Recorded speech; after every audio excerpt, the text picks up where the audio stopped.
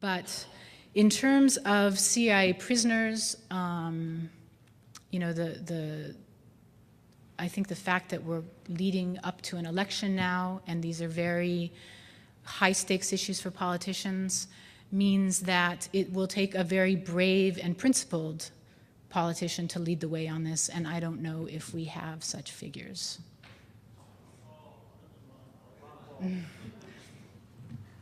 Good afternoon. I don't know if, is it Ms. or Mrs. Mariner?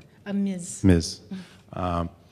When I got the brochure for the program here, the two speeches I was looking most forward to were the one you gave and Mr. Margolis gave last night, only because the media has been so cowardly in not covering these, well, most of the media, some have, obviously, but because all the other speakers, I like to put them under this catchphrase, my good friend Ernie Hancock in Arizona says, freedom good, government bad, bad, bad, bad, bad. My question to you concerns an individual case of the Egyptian cleric who was renditioned, I guess, in Italy. And Laura Rosen from the American Prospects covered this really extensively. Has the Italian prosecutor there actually indicted them? I haven't kept up with it. That's a really important case. Actually, I didn't mention it just out of time, but this case, for those of you who aren't familiar with it, is an Italian imam who was kidnapped from Milan, of all places, in 2003 and rendered to Italy, where he was, if you believe his testimony, which we've interviewed him and found it to be quite credible, and we also are very familiar with Egyptian interrogation techniques, so it's not surprising. But if you believe his testimony, he was very brutally tortured. He was held for quite a long time, and he, in fact, was just released about a little more than a month ago in Egypt. The CIA carried out this rendition. Not only was it illegal in terms of international law, but they did it in kind of a bumbling way, and they, of course, broke Italian law. And there is an Italian judge who was actually monitoring this imam and the kind of network that he formed a part of. It's an Italian anti-terrorism judge or anti-terrorism investigating judge, which is like our prosecutor. He was outraged at this kidnapping and did a really, really thorough investigation of it, and ended up via tracing cell phones and hotel records and other things, and things that, you know, you realize the CIA is not James Bond. They left a real paper trail behind them. He ended up finding the names of the CIA agents who carried out this, this operation, and has now indicted them. So there are 25 CIA agents and one non-CIA personnel who are now indicted in Italian courts and are facing prosecution. However, this is a very, I think, ticklish issue for the Italian government. The Italian government, you know, there's been notoriously a lot of unhappy feelings between Europe and the United States lately, so the Italian government would like to get along with the US. And so, I mean, the Italian courts are independent, but the Italian government clearly does not support this prosecution and has not requested the extradition of these 25 suspects. It's also clear that even were the Italian government to request their extradition, the US government would never extradite these people. And not just to protect these people, of course, to protect themselves, to protect high officials in the US. Because as with soldiers who commit abuses, it's not the 26 or 25 CIA who are most responsible for this kidnapping. It's the high-level people who ordered it.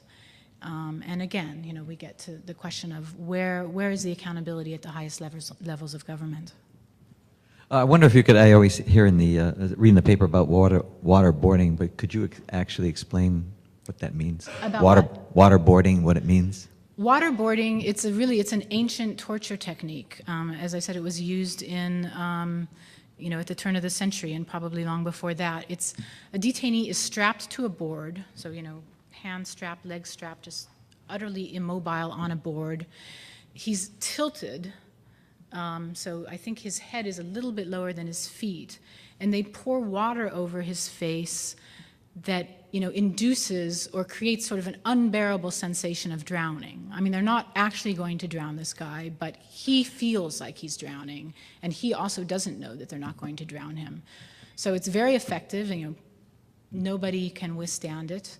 And also sort of, I think, undermines the government's argument, well, if we, you know, if we let people know what these techniques were, terrorists would train and they would be able to withstand them. Well, they couldn't. I mean, you can't, there's some things you can't withstand. So, and anyway, any terrorist that reads the Washington Post knows that this technique is used, so the secret's out.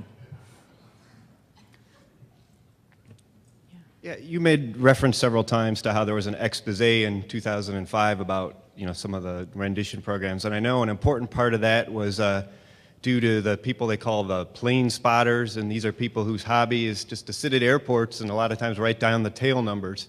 And later on, they were able to take all that information and reconstruct, you know, these are the jets the CIA was using, these are what times they flew, and sometimes even link up to, you know, this person was carried from this country to this country at this point. And, you know, I guess I see it as kind of a ray of hope that, you know, ordinary people, and a lot of them probably didn't even know what they were involving themselves in, but, you know, were able to collect this information and break through that wall of secrecy. So I was wondering if you had any comment on that. Yeah, no, it's really interesting. It's, you know, one thing that the government couldn't really plan, probably had no idea that plane spotters existed, but it's people who, I guess, are really obsessed with airplanes and sit at airports and write down all the tail numbers of all the planes taking off and landing.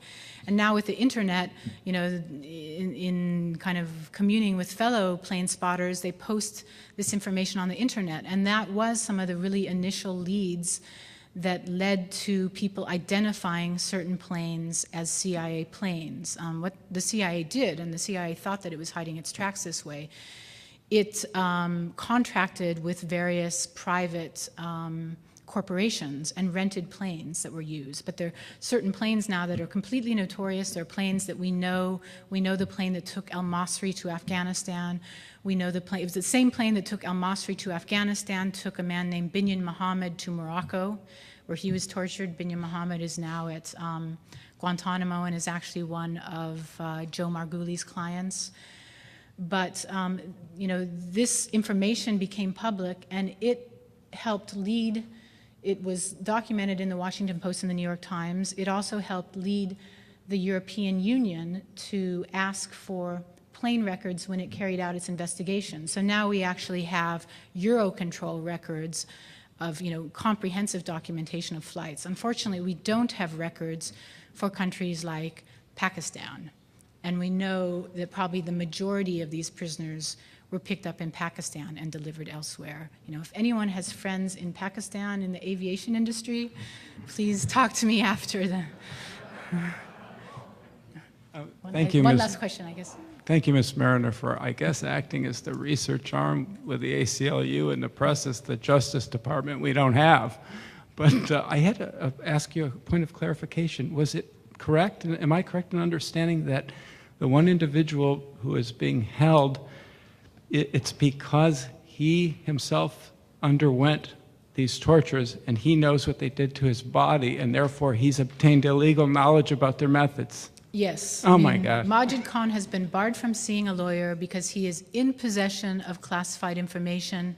That classified information is the fact that he was tortured, and he could say what they did to him. Yeah, it's Kafkaesque. Thank you so much.